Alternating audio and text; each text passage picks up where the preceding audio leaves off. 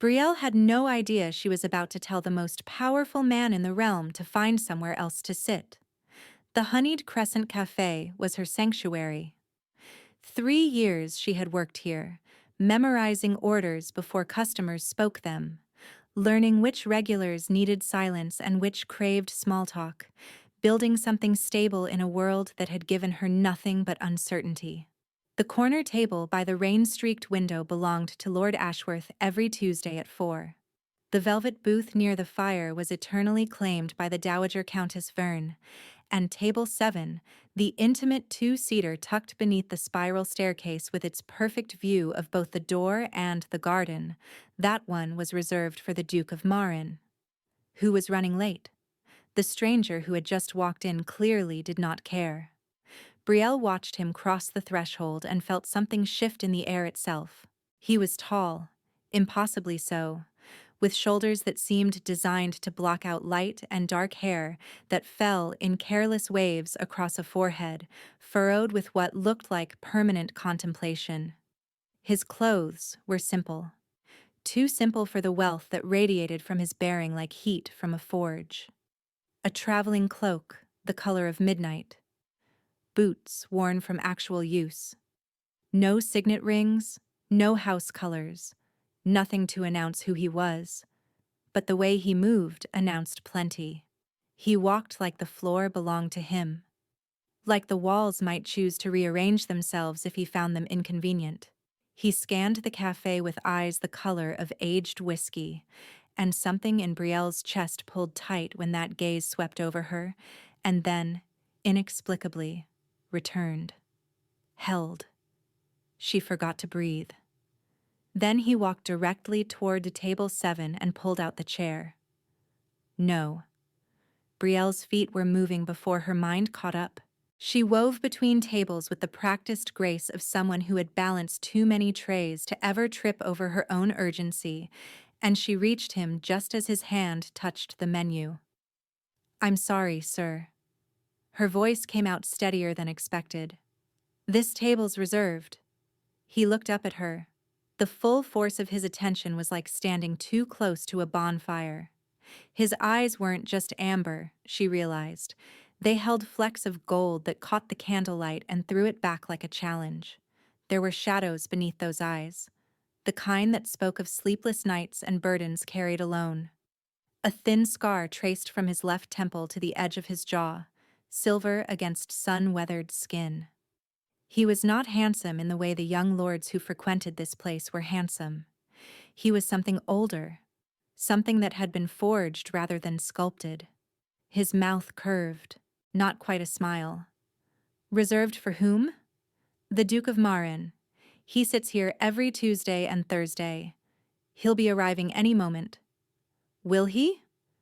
The stranger leaned back in the chair he had no right to occupy. I rather doubt that. Brielle's hands found her hips before she could stop them. "Sir, I don't know who you are, or where you've come from, but in this establishment, we honor our reservations. There are plenty of other tables available. The one by the front window has a lovely light, and the booth near the kitchens is quite private if you prefer." "I don't." "Excuse me?" He closed the menu with a soft sound that somehow carried more weight than a slammed door. Those golden eyes found hers again, and Brielle felt her pulse trip over itself. "This table," he said quietly. "So am I." The words didn't make sense. She opened her mouth to tell him exactly that, but something in his expression stopped her. There was no arrogance there, she realized. No cruelty. Just a bone-deep weariness wrapped in certainty. "Reserved for what?"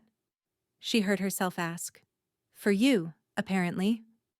He gestured to the chair across from him. "Sit with me." "I'm working." "Take a break." "I can't just—" Brielle glanced toward the kitchen, where Mistress Thornwood was undoubtedly watching this entire exchange with her sharp eyes and sharper tongue. "Sir, please, I don't want any trouble. The Duke is a regular customer, and if he arrives to find his table occupied—" "Marcus Ashford is not coming today." The stranger said the Duke's name like he knew it intimately. "He received word this morning that his presence is required at the capital. Something about a summons he couldn't refuse. Brielle stared at him. How could you possibly know that? Because I'm the one who summoned him. The words landed like stones in still water. Ripples spread through Brielle's understanding, rearranging everything she thought she knew about this moment. This man, this ordinary Tuesday that was rapidly becoming anything but. Who are you? She whispered. He studied her for a long moment.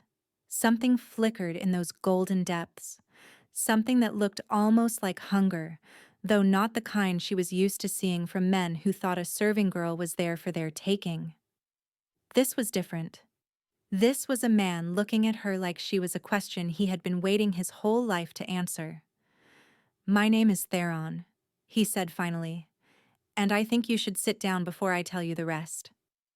Before we continue, please take 2 seconds to like this video. It tells me you want more stories like this. Brielle did not sit down. She was not in the habit of obeying orders from strange men, no matter how compelling their eyes or how unsettling the warmth that spread through her chest when he spoke her name. Wait, she hadn't told him her name. How do you know who I am? Theron's expression didn't change, but something shifted behind his eyes. A calculation. A decision being made in real time. Sit down, Brielle, and I'll explain. Tell me how you know my name first. You're wearing it. He nodded toward her chest. She looked down.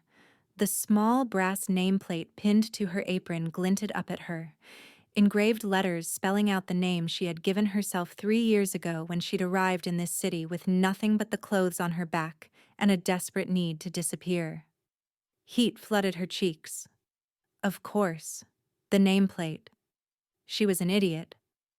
But when she looked back up, Theron was watching her with an intensity that suggested the nameplate was not, in fact, how he had known. Please, he said, and the word sounded foreign on his tongue, like he didn't use it often. I've been traveling for 6 days. I'm tired. I'm hungry. And I came to this specific cafe, at this specific time, because I was told I would find someone here who could help me with a problem I've been unable to solve alone. I'm a serving girl. I bring people tea and scones. I don't solve problems. You're more than that. He said it like a fact, like he was reading it from a book only he could see. You're the woman who convinced Lord Ashworth to fund the new orphanage by casually mentioning, over his 3rd cup of Earl Grey, that his late wife had always dreamed of helping children. You're the one who talked the dowager out of disinheriting her grandson by reminding her that regret is a bitter companion in one's final years. You see people. You understand what they need before they know it themselves. And right now, his voice dropped, rough and raw. Right now, I need to be seen by someone who isn't afraid to tell me the truth. Brielle's heart was hammering against her ribs. How did he know those things? She had been so careful, so quiet. She never took credit, never drew attention. She just noticed things, helped where she could, kept her head down and survived. Who told you about me? Someone who cares about you very much. Someone who's been watching over you from afar and decided it was time to intervene. The blood drained from Brielle's face. No, it wasn't possible. She had been so careful. She had changed her name, cut her hair, learned to walk differently, talk differently. She had buried Serafina Voss so deep that even she had almost forgotten that girl had ever existed. I don't know what you're talking about, she said, but her voice cracked on the lie. Theron stood, slowly, deliberately, giving her every chance to run. He was even taller than she'd realized, and standing this close, she could smell him. Pine and wood smoke, and something darker underneath. Something that made her wolf stir for the first time in 3 years. No, she had suppressed that part of herself, locked it away. She was human here. Normal. Safe. I'm not here to hurt you, Theron said softly. I'm here because your mother asked me to find you. My mother is dead. Your stepmother, then. The woman who raised you after. His jaw tightened. The woman who has spent 3 years letting the realm believe you perished in that fire while secretly searching for any trace of where you might have run. Brielle's vision blurred. She would not cry. She had not cried since the night she fled her father's manor with flames licking at her heels and her stepbrother's laughter echoing in her ears. She had not cried when she realized she was truly alone, or when she'd slept in alleys and eaten scraps, or when she'd finally found work here and allowed herself to hope that maybe she could have a life. Marin, she breathed. Lady Marin. She's been looking for me? She never stopped. Theron reached into his cloak and withdrew a letter. Its seal unmistakable. The silver crescent moon of House Marin. The woman who had married Brielle's father and treated his daughter like her own, even when Brielle's blood relatives made that kindness dangerous. She can't come to you herself, Theron continued. Your stepbrother controls the manor now. He watches her every move. But she found a way to get word to someone she trusted. Someone with the power to search every corner of this realm without raising suspicion. And that someone is you? Theron's mouth curved again. This time it almost reached his eyes. I have certain resources. Who are you? Brielle asked again, but this time the question carried different weight. This time she was asking about more than a name. He extended the letter toward her. Read this first. Then I'll answer anything you want to know. Her fingers trembled as she took the parchment. She shouldn't open it here, in the middle of her workplace, with customers glancing over and Mistress Thornwood's gaze burning holes in her back. But she couldn't stop herself. The seal cracked beneath her thumb, and Lady Marin's elegant handwriting swam before her eyes. My dearest girl, if you are reading this, then he found you. Thank the gods. I have prayed every night for 3 years that you survived, that you were somewhere safe, somewhere beyond your stepbrother's reach. I know you cannot come home. I know what Dominic did, what he tried to do, and I know you had no choice but to run. I do not blame you for leaving without word. I only blame myself for not protecting you better. The man who carries this letter is someone I trust with my life. More importantly, I trust him with yours. He is not what he appears to be. But then again, neither are you. Listen to him, Brielle. Let him help you. There are things happening in this realm that will affect you whether you hide from them or not, and I would rather you face them with a protector at your side than alone in the shadows. I love you. I have always loved you. And one day, when it is safe, I will hold you again. Until then, trust Theron. He has more reason to keep you safe than you know. All my love. Helena Brielle read the letter twice, 3 times. The words blurred and reformed and still didn't make sense. Why? She finally managed. Why would a stranger go to such lengths for me? Theron had been watching her read. His expression was carefully neutral, but something burned beneath the surface, something barely contained. Because you're not just anyone, he said quietly. You're the daughter of Lord Voss and Lady Seraphina of the Eastern Highlands, the last legitimate heir to one of the oldest wolf bloodlines in the realm. And 3 years ago, on the night of your 19th birthday, your stepbrother tried to force a mating bond on you to claim your inheritance. The memories crashed over her like ice water. Dominic's hands on her arms, his breath hot against her neck. The way her wolf had surged up with a violence she'd never felt before, claws erupting from her fingertips as she'd slashed at his face and fled into the burning remnants of her childhood home. She'd thought she escaped unnoticed. She'd thought no one knew what really happened that night. He told everyone you attacked him unprovoked, Theron continued, his voice hardening. Claimed you were feral, unstable, that you set the fire yourself in a fit of madness. The realm mourned the tragic loss of the Voss daughter while Dominic consolidated power, and your stepmother was confined to the manor for her own safety. Why are you telling me this? Brielle's voice came out broken. I know what he did. I've spent 3 years trying to forget. Because he's looking for you now. Theron's golden eyes locked onto hers with an intensity that stole her breath. Word has spread that a young woman matching your description has been seen in the city. He's sent hunters.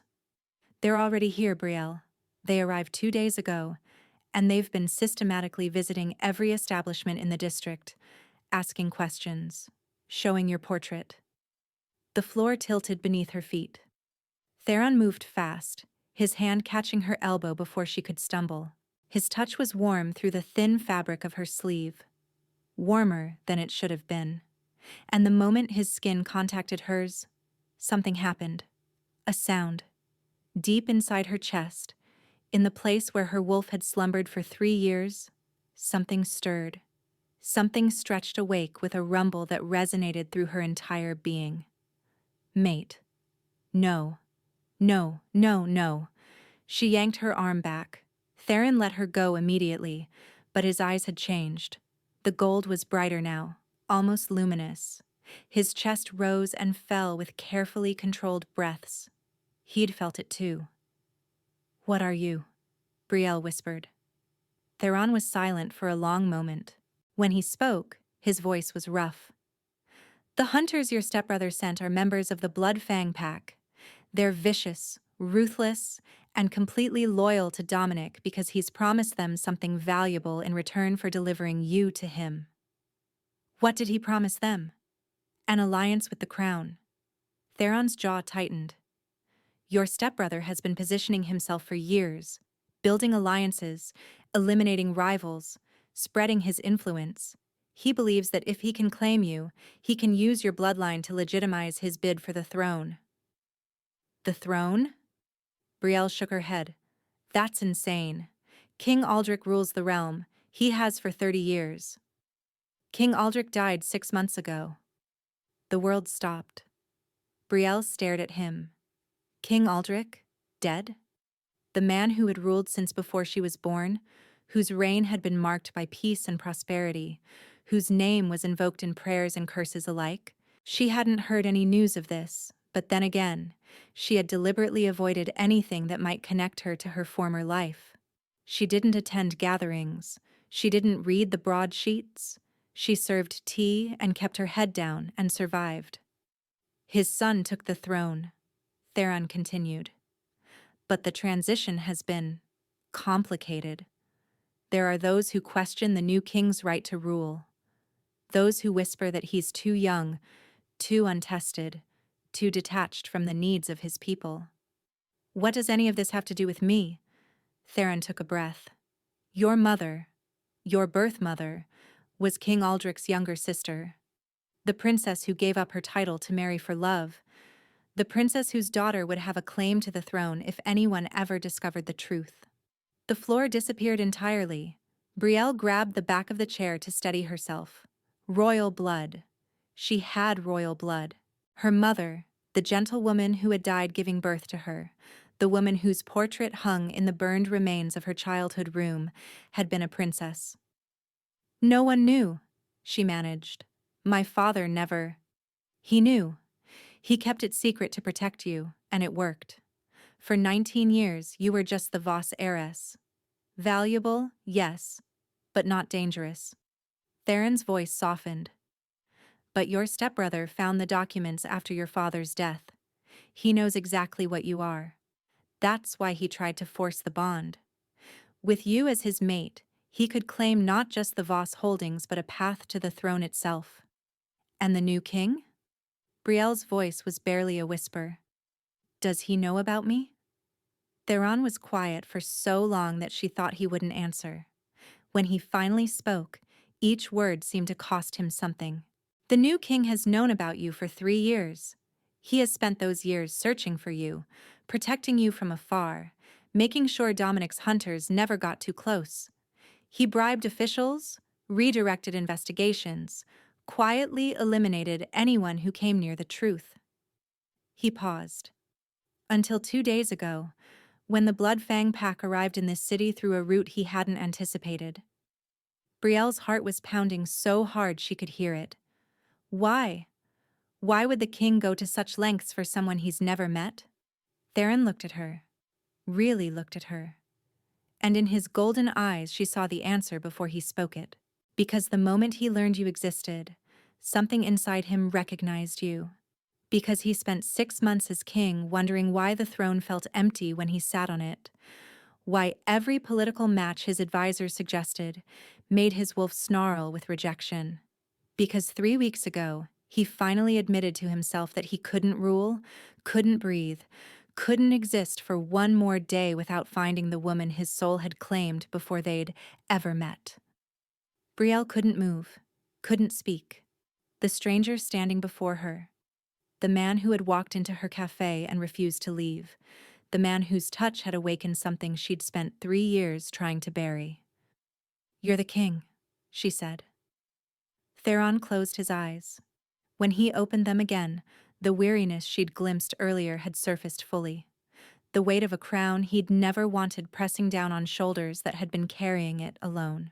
"My name is Theron Aldrich Ashford III," he said quietly. "I was crowned 6 months ago in a ceremony I don't remember because I spent the entire time thinking about a girl with moonlight hair and wolf's eyes who had vanished into smoke and flame. I have spent every day since then trying to be a king worth following while searching for you with every resource at my disposal.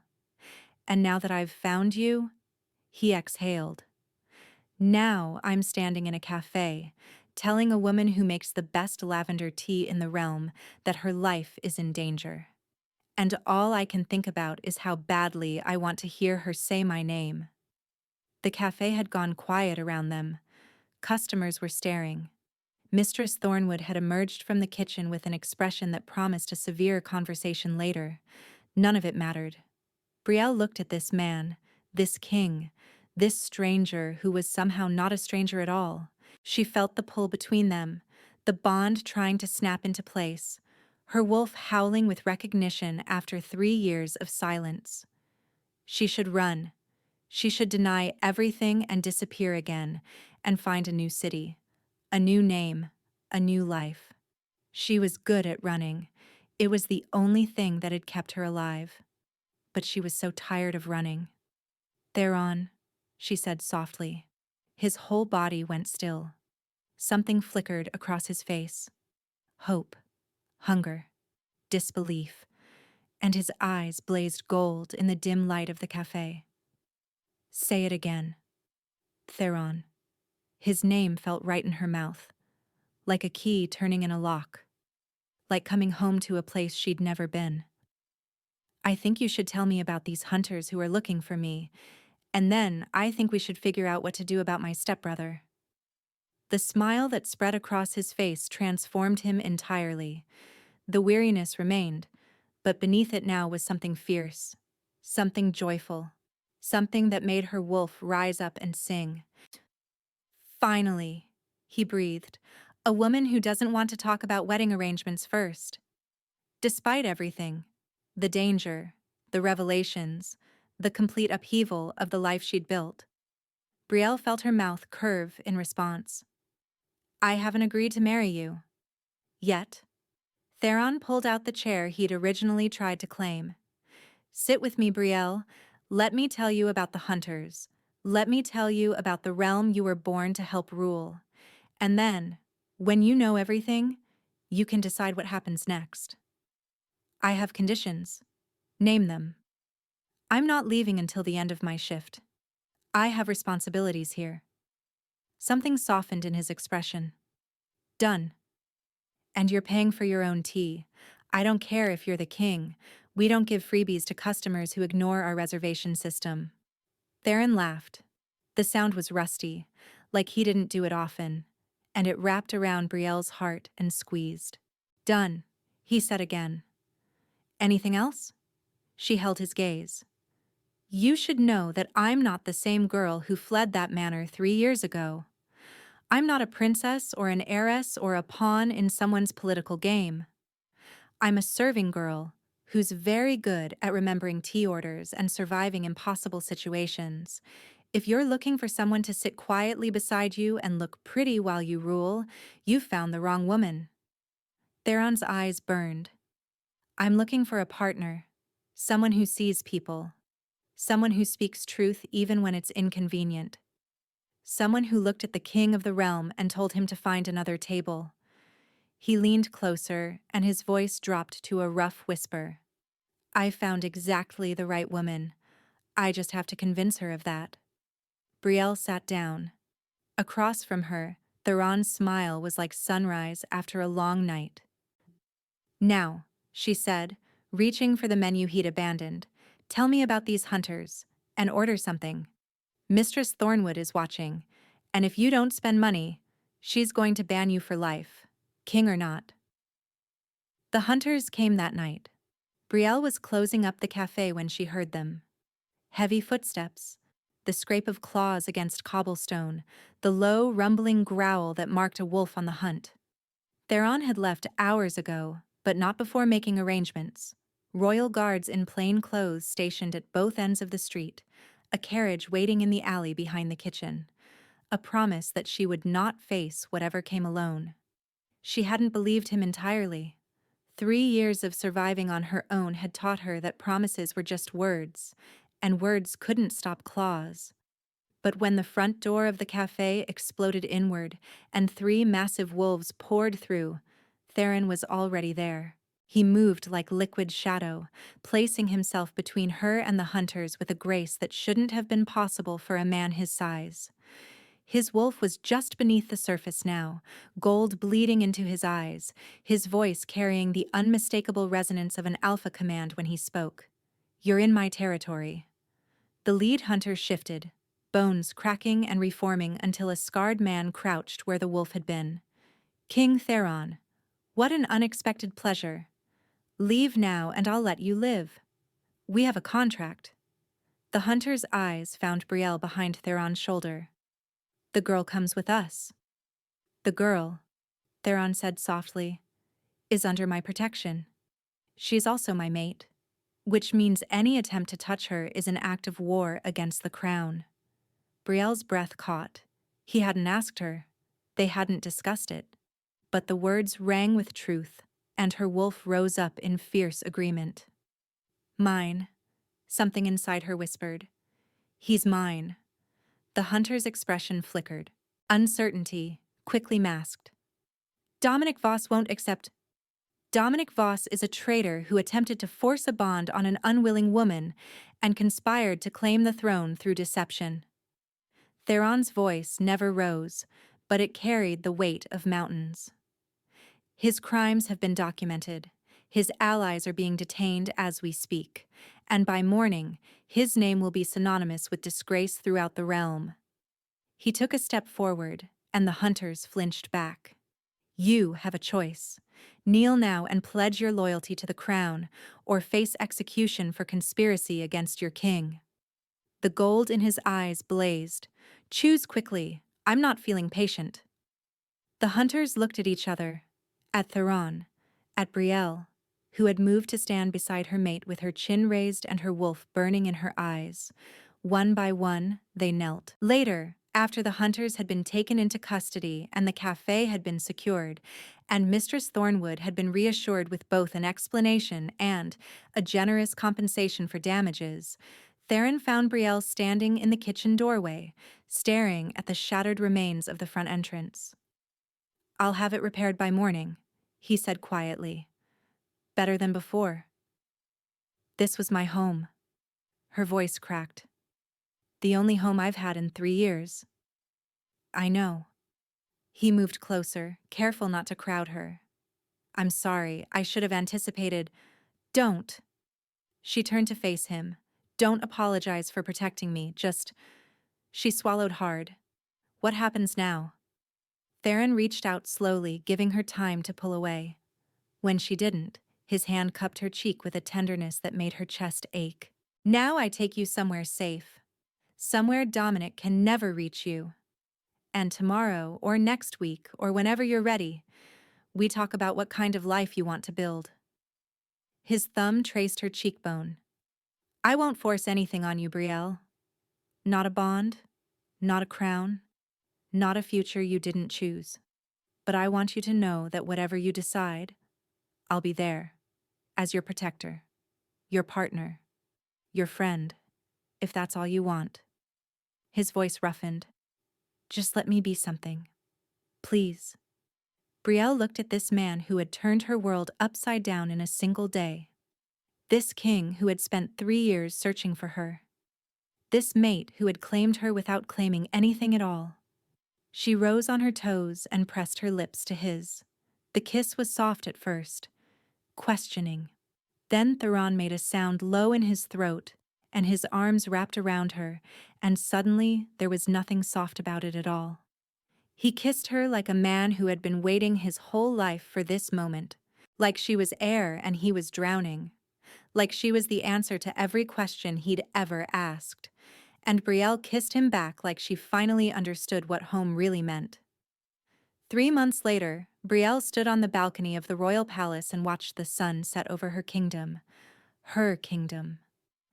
The words still felt strange, even after weeks of council meetings and diplomatic functions, and the quiet, earth-shaking ceremony where she had accepted the crown Theron offered her. Not as his queen consort, as his equal. Co-rulers bound by choice as much as fate. Arms wrapped around her from behind, and Theron's chin came to rest on her shoulder. "You're thinking too loud," he murmured against her ear. "I'm thinking about Mistress Thornwood." Brielle smiled. "She sent another letter. Apparently, the new manager I recommended is working out well, but she wants me to know that my lavender tea recipe is still the best in the city." Theron's chest rumbled with a laugh. "Should I be jealous that you're thinking about tea when I'm right here?" She turned in his arms, sliding her hands up his chest to link behind his neck. "You should be grateful I think about tea. It's going to make me very popular at diplomatic functions." "You're already popular at diplomatic functions." His eyes softened as he looked at her. "You're popular everywhere. The woman who sees people, the queen who remembers names and listens to problems and somehow convinces rival lords to compromise over scones. It's a gift. It's you." He pressed his forehead to hers. "Every day I wake up grateful that I walked into that cafe, that you told me the table was reserved, that you were brave enough to say my name." Brielle thought about the girl she'd been 3 years ago. Terrified. Alone. Convinced that survival meant staying invisible. She thought about the woman she was now. A queen with a voice. A mate who loved her without condition. A purpose that stretched far beyond serving tea and keeping her head down. "Theron," she said softly. "Hmm?" "The table's still reserved, you know. I made Mistress Thornwood promise. Every Tuesday and Thursday at 4, table 7 belongs to us." His smile was like sunrise. "Does this mean you're going to keep dragging me to cafes for the rest of our lives? Someone has to make sure you eat something other than council sandwiches. I love you."